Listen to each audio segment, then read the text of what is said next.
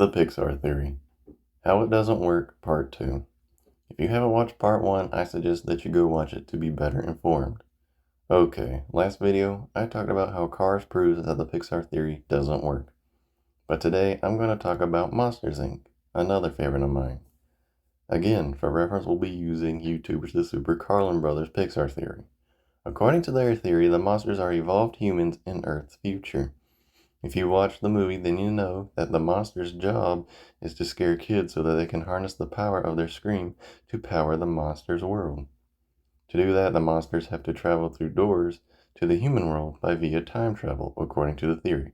Remember this part in Monsters, Inc.? Kids these days, they just don't get scared like they used to. Why does Water News say this? It's because the theory states that time travel works the same like in the movie The Tomorrow War, the one with Chris Pratt. To set an example, let's say Monsters, Inc. takes place in the year 3050 and they travel back to 1950. The monsters can only travel to 1950 a set amount of times because as time progresses in the monster world, it also progresses in the human world. But why 1950, you may ask? Well, remember at the end of Monsters, Inc. when Sully found out laughter was more powerful than scream? It's because joy has overtaken fear. How come? For that, we need to look at The Incredibles. The theory states that since the supers went underground, there's no longer anyone in danger anymore. Fear drops and joy rises. That's why kids are getting harder to scare. And in Monsters, Inc., when Mike, Sully, and Boo are trying to get to Boo's door, they go through several doors that lead to kids' rooms, and they have posters from Disneyland opening in 1955. Okay, 1955. That seems right. Wrong! Why? Because in Boo's room, there's a nightlight. What's so important about a nightlight? Well, the nightlight wasn't invented until 1965. But 1962 is when the supers in The Incredibles 2 come out of hiding, and fear would be 50-50 with joy. But the final nail in the coffin is in Monsters University, the prequel.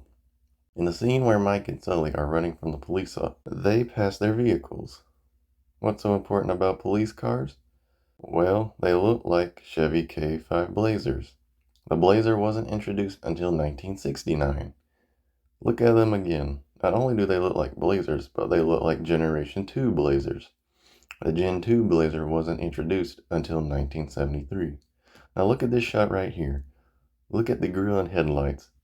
They look like a cross between a 1981 and a 1989 Chevy Blazer. And if 80 styles Blazers didn't convince you, then this Reddit forum I found on Google will. Now, does this prove that the monsters time travel to collect energy? I'm not sure, but if they are, it's not to 1950s, it's to 2001. That's 1 year before the events of Turning Red. So Boo being Abby's mother is out of the question, so the theory on that is wrong. If anything, Boo might be Abby's little sister. I'm not sure on that either.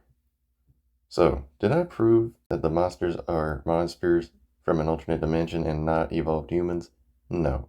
But if the monsters are evolved humans, they're not traveling to the 1950s after the supers go underground in The Incredibles. They're traveling to 2001, 1 year before the events of Turning Red. But please, take this information with a grain of salt. And if you have a topic that you would like me to discuss, drop a comment. But with that, I hope you enjoyed, and I'll see you next time.